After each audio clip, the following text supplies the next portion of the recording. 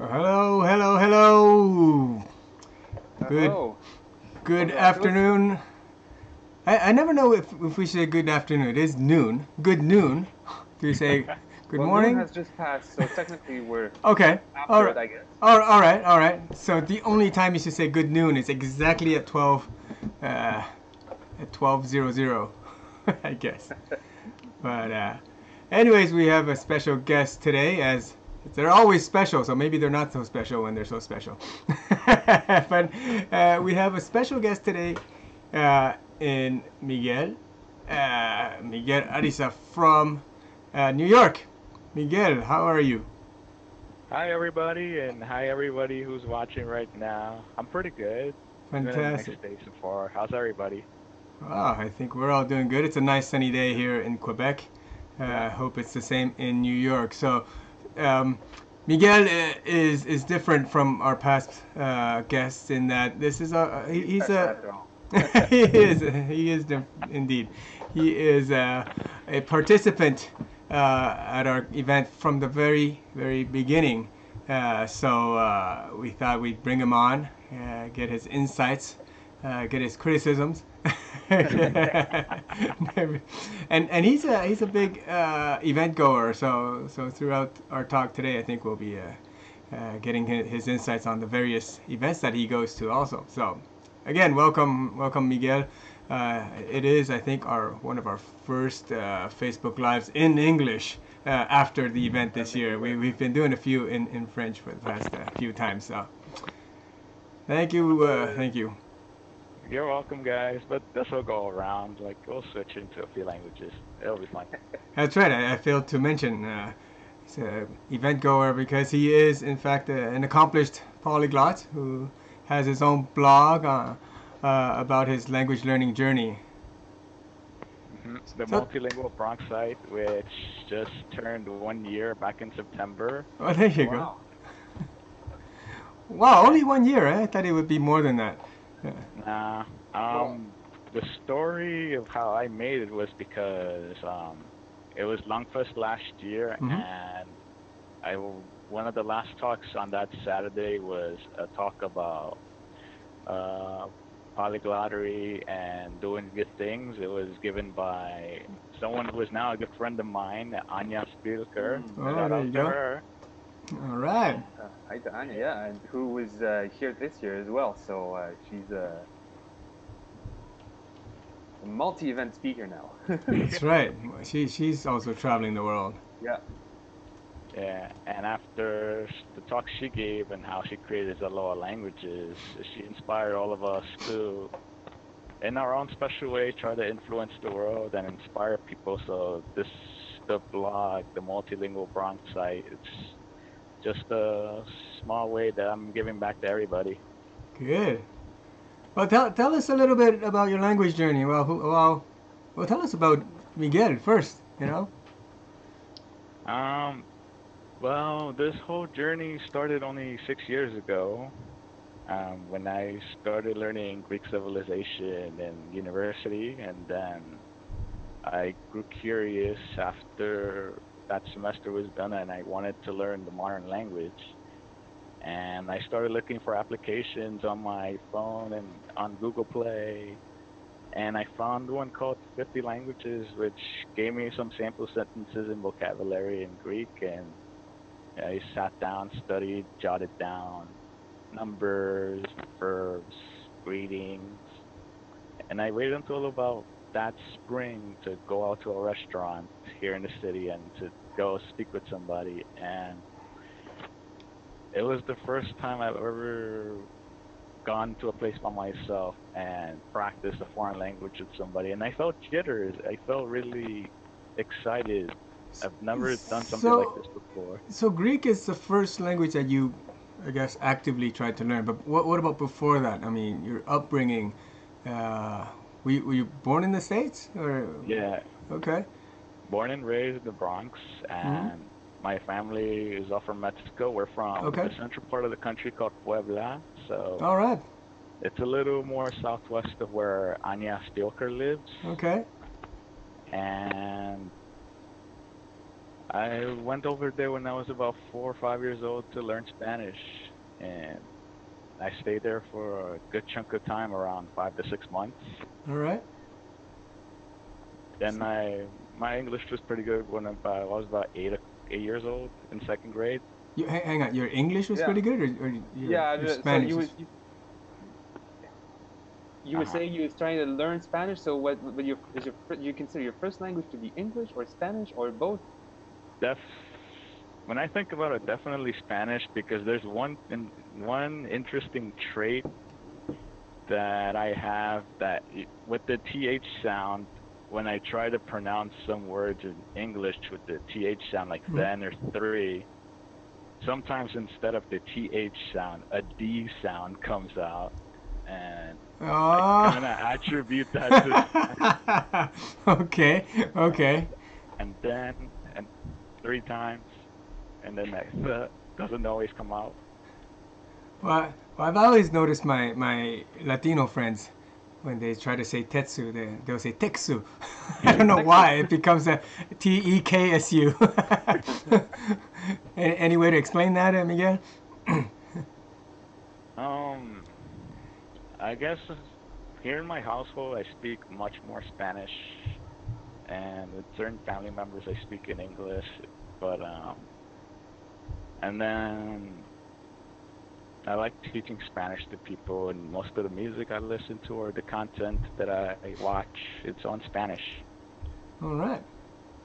So when you say you went to Mexico to learn Spanish, I imagine you mean improved, as in being more in immersion than you are in New York. It was definitely immersion. Yeah, yeah, okay. It was definitely immersion. So Greek? Yeah, Greek was the first language I self-learned, but I did Italian in high school for 3 years as a teenager, and then I did French for 1 year at junior college, which was fun, but at the time, I didn't really know the secrets that I know now. And are you going to reveal those? You mean about language learning in general? Yeah. It's at that time I was only able to pass exams with 100s or straight A's, but to get to speak, it's very different because. And I'll list a very funny example that I've been telling people always. So I did 3 years of Italian in high school, and then on my third year, my Italian teacher decided to host a small Italian festival for the junior class, and all of us were involved in some sort of way. In my case, I had to talk about sports in Italy, and to help her with this task, she brought her parents from Italy, but her parents did not speak any English. Oh, nice. So there was one point when my teacher asked me to take her father to the bathroom, and although I was able to pass exams with 100, I never actually had practice speaking. So all I was able to do with her father was just use point hand signals and whatever vocabulary that came to my mind. I was able to say it. So I could say ade, echo, echo, non. And when I had to tell him that we had to go upstairs to the second floor for a bathroom, I said secondo piano. Well, there you go. That sounds about right. So you got to start somewhere, And I can definitely relate. I mean, I also grew up with a few languages, but tried to study, things like Italian, German, whatnot at the university. But yeah, I totally understand where you're coming from. Just can't really. I don't put those into my list of languages that I speak, even though I got the grades and what. Yeah, it's totally different. So Greek and Italian and what else did you study? I left my French dormant for 7 years after that, and then after I self-studied Greek, I got it back, And then around that time, the Polyglot Conference came around. Uh-huh. I attended with a few of the New Yorkers that I knew so far, which were Kevin's son Mm-hmm. and a few other people, Joanna de Jesus as So, well. so you knew these folks before going to the Polyglot Conference? That was in 2015, right? Yeah. It's Yeah, right in your backyard.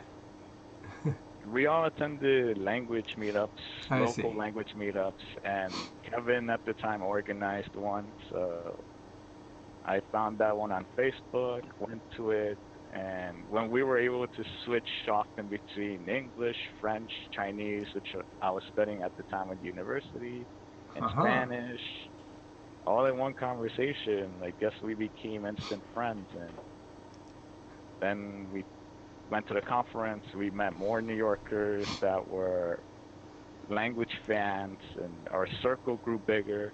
Well, I guess you met, folks like Ellen and Paul Doucette and Yeah, Paul Doucette I met at the conference. uh-huh. Stephen Arkinian as well. I See, met well, him there at you the go. conference. Uh-huh. Oh, yeah. And then out of that story is where we got LangFest, because about 2 days after the end of that conference, when Richard and Alex announced that it was going to Thessaloniki, um, Eli Yazdi created the group for what would become LangFest, and Yeah, then it spread quickly, and we all joined, and then the voting to decide that's what right. city would host this event would happen, and then there were 2 rounds of voting, which Montreal won out. Wow. Souvenirs. Great Uh, memories. Very great memories. And then out of there, like Tetsu, you came on to host, and Joey offered himself to host. Well, offered is a big word, but give, We're made to. given we were geographically favored. Yeah. But yeah, that thing turned out to be much bigger than we had ever anticipated. What was supposed to be a little weekend friendly gathering turned out to be a big organization that is still continuing. Yeah. Touch on wood. Yeah, Uh, proudly. so Langfest, or NAPS, which is what it was called in those days, was the beginning of these different conferences. I think you had not gone to the polyglot gathering at that time yet, but No. you haven't. You have joined this year. Tell us about the different experiences that you've had, including, of course, the 3 years at LifeS, how you saw us evolve, and what you liked, and even things that you disliked. Also, that's good for folks watching this to have an objective opinion. It's a very good question, Yeah. actually. Um, the way I see the 3 different conferences is in how academic they are and the amount of activities involved. Okay. Um, Again, and the gathering this year, there were a lot of social activities where there was a lot of mingling and language practice that was able to happen. At LangFest, we get the mix of academic talks, you get the social activities, you have the dinner that happens, we have the other events now, the tours, sans souci, and then the conference. It's there's a lot of academic speakers. The talks are high quality. So if we wanted to organize social activities, we would have to suggest them, bring them up. Like in New York in 2015, one thing I regretted about that Polyglot conference was not being able to attend more social events or not being able to organize any, but I did not have that time. So all I did was just attend the conference and then help Oh, out a little bit with the closing events that we all had. okay. Like So we you had were a volunteer at that event, were you? no, no. No. Um, a friend of mine, her name was Shanna, so she knew she had good connections with a rooftop, and she was I able see. Okay, that last day event. at the rooftop. Uh-huh. I missed that. I did I go. missed that too. I had to go back. Yeah, but I do remember going to the karaoke. But I think that was a Saturday night, if I'm not mistaken. That was a lot of fun. Oh, no, I think I missed that one. I was I was with Kevin and a few other of his friends. All right, and did you go to any other polyglot conference after that? No, Okay. I missed Thessaloniki, which I was sad about because it was Having learned Greek, Yeah. that would have been an opportunity. yeah. Yeah, Paul Doucette and Joanna were able to go to that. And then there was Iceland, which after LangFest being moved to August, it was like short notice to be able to go to Iceland, but I couldn't. And fortunately, I'm going to Ljubljana. All right, there you go. So in a few weeks. So, That's I'm a- very excited. Well, yeah. It's supposed to be a gorgeous city, and a lot of people that I know in the community are going. Well, mostly most of the people from Europe, but yeah. Mhm. So, is it your first time in that area? I know Yeah. you've been to a polyglot. Well, I mean, Slovakia isn't so far from Slovenia, but you know, it's further south. It's, I guess, the beginning of the Balkans. I think it's going to be an interesting trip. Yeah. Yeah, I'm still looking to be able to go to a different city, Koper or Maribor or Bled, since they are promoting the trip to Bled, but Yeah. I arrive a little too late for that. Oh. I'm probably gonna miss that one, but I'll be able to catch up with everybody and say hi to Richard Well, there you go. for all of you guys. Yeah, definitely. Send them our regards. We had Richard on on our Facebook Live about 2 weeks ago, 3 I weeks think it ago. was 2 weeks ago, yeah. Yeah, and yeah, it's, we sent them our apologies that we couldn't go this year. I mean, I was at the Reykjavik meeting last year, but due to family commitments, I can't go this year. I'd love to go to. Gathering this year, so Yeah.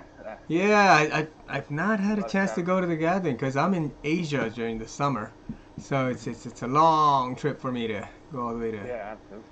go across. But we'll definitely find a moment to do that. I promised Lydia that I'd do that, but then again she's not organizing it anymore. Yeah.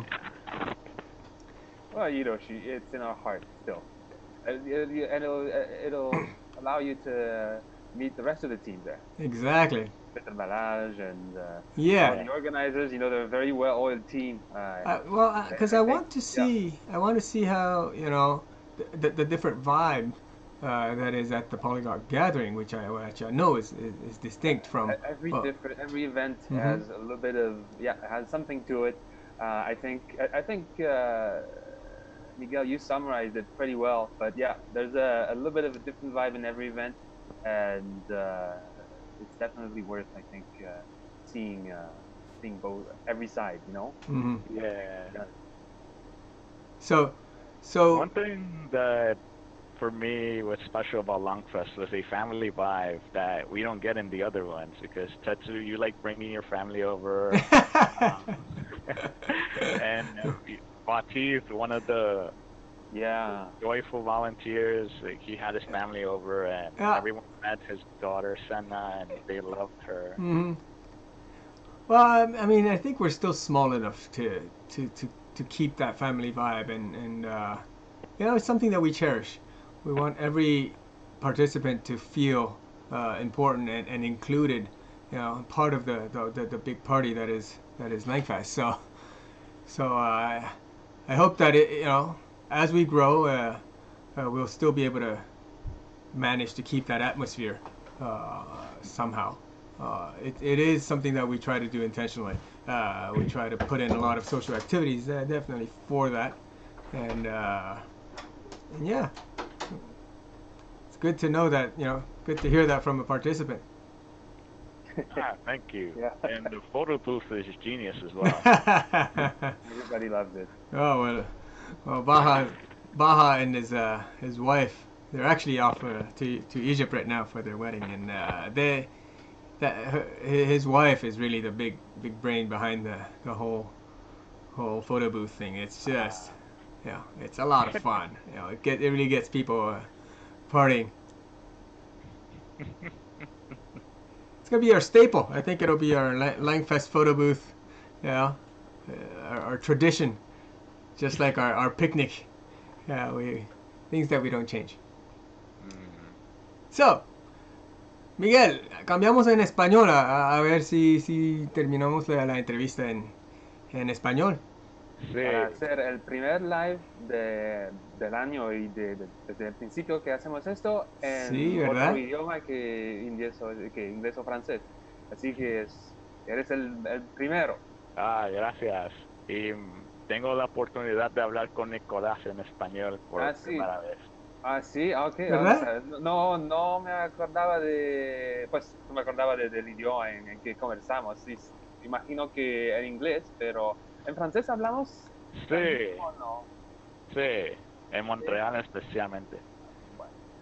Así que ahora me escuchas en Sí. español. Así que una cosa un poco interesante que noté leyendo tu biografía que nos mandaste, dices que es un fanático de la historia y de la ciencia de la tierra, al lado de estar interesado en idiomas. Así que nos podrías contar un poquito más a propósito de esto. Bueno, yo pienso que para mí la historia está conectado a los lenguajes para mí, porque a mí me gusta la historia europea, ¿Sí? especialmente la del este y del sureste, la península balcánica, y conociendo esa historia, he leído que el Imperio Otomán ha conquistado mucha de esa tierra en varias etapas y han dejado un gran legado, un gran legado ahí en los lenguajes, costumbres, comida. Y por ejemplo, en el lenguaje de Bosnia hay muchas palabras en turco en ese lenguaje. Sí, absolutamente. La península, los Balcanes son una región como fascinante porque es el punto de pasaje de todos yendo por cualquier razón, por esas razones de conquista o razones de comercio, de todo, es el punto de pasaje entre Asia y Europa al final, a través de Constantinopla y hoy es Estambul y el Bósforo y todo esto, sí, claro, es interesante. Así que ahora entiendo más también por qué era importante para ti, no pudiste ir, pero ir a Thessaloniki, claro, está parte de esta región, y ir a Ljubljana también está, pues es algo que tiene su, ¿cómo se dice? Su relevancia, no, su pertinencia, porque es como la puerta de entrada desde el resto de Europa a la región, ¿no? Sí, lo que he escuchado de Ljubljana fue que en el pasado fue destruida por los mongols y no sé si todavía hay restos de esa vieja ciudad, y estoy curioso para encontrar algo, si puedo encontrar ruinas en Ljubljana, pero se ha dicho que toda la ciudad fue destruida en aquel entonces, y entonces no sé si queda nada, si hay algo en los museos. De esta época. Sí. Óyeme, no puedo entrar en la discusión porque hablando de historia no conozco nada y de geografía. Pero no sé si puedo cambiar el tema hacia tu aprendizaje del español. Dijiste que hablas español en la casa Sí. y no sé si has tenido clases o si estudiaste en español en una parte de tu vida o viviste como 5 o 6 meses en México, ¿no? Sí, Pero ¿fuiste a la cuando escuela allá o...? fui a la escuela ya, pero también aquí en Nueva York, cuando era adolescente, antes de tomar clases de italiano, todos tenían que tomar clases en español para mejorar su nivel y aprender más gramática. Pero eso es como el second language en el high school, ¿no? Eh, O es- Era en, como dicen, la secundaria, Ujú, o como dicen aquí en Nueva York, junior high school. sí, Entonces tomé español ahí por lo menos 2 años, muy sí, bien, 2 años. ok. Y era para reforzar gramática y aprender más verbos avanzados, Ujú. pasado perfecto, presente perfecto, los hubieras. ¿Los hubieras? Si hubiese tenido... Sí. Oye. Sí, qué bien. Y ahora en tu vida cotidiana fuera de la casa, ¿te pasa a veces hablar español o solo inglés o en tu barrio? No sé cómo es, ¿nos puedes contar? Am, bueno, es, es mitad y mitad porque aquí mucha gente habla español y en mi trabajo hay compañeros que hablan español, pero se habla más inglés aún con los hispanohablantes, pero con personas en la calle depende del lenguaje que escojan y a veces yo hablo con ellos diciendo, usted está aprendiendo inglés, si quieres hablamos inglés, practicamos o cuando voy a eventos de intercambio eh, encuentro mucha gente, muchos inmigrantes a veces que son estudiantes de inglés y yo les explico, hablamos en inglés, pero si hay un concepto que no entiendes, se lo explico en español y después seguimos la conversación en inglés. No, pues muy bien. Oye, ¿en qué te dedicas? No me acuerdo si lo habías decidido o dicho. Por ahora trabajo en una tienda de ropa en el famoso Times Square. Wow, ok. Y entonces en Times Square tenemos los turistas Muy bien. amados. Así utilizas tus idiomas con los turistas. Sí, y también uno aprende de las temporadas de que cuando vienen ciertos turistas a Nueva York, como por ejemplo en julio usualmente viene gente de Brasil, aunque este año no han sido tantos por problemas económicos allá, yo pienso. En agosto viene mucha gente de Europa, especialmente de Francia, de Alemania. Últimamente en septiembre, por alguna razón u otra, hemos tenido mucha gente de Australia. Así. Y después en diciembre obviamente viene todo el mundo porque quieren estar en Times Square ahí mismo. Countdown. Sí, para la bola, La bola se dice. la bola Wow. de cristal. La bola Ajá. de cristal. Muy bien. Oye, dijiste que estabas aprendiendo el mandarín también. Eh, yo tomaba mandarín en universidad por 4 años y eso, 4 años. Muy wow, bien. y eso fue después de hacer griego y francés y cambiar mis estudios Ajá. de ciencia computadora hacia chino mandarín. Ok. Así. Ah, yo por ahora lo uso en el trabajo a veces ¿Sí? con clientes y a Bien. veces en intercambios, pero yo pienso que si hubiese tenido mejores Ah, muy bien. compañeros Bien en la conjugado, escuela, ¿eh? Pienso que sí hubiese. Muy bien, muy bien. sí. si hubiese tenido mejores compañeros en la escuela que me ayudaría mejor Ajá. a hablar más, yo podría haber tenido un nivel más alto que intermediario, pero por ahora, cuando le digo a los demás que aprendí mandarín, ellos dicen, es un lenguaje Ay, dificilísimo, sí. ¿cómo lo hiciste tú? Los Oye, dibujos. algo más difícil es terminar esa entrevista porque ya es tiempo de terminar. Muchísimas gracias y fue un placer inmenso para nosotros de tenerte en el programa.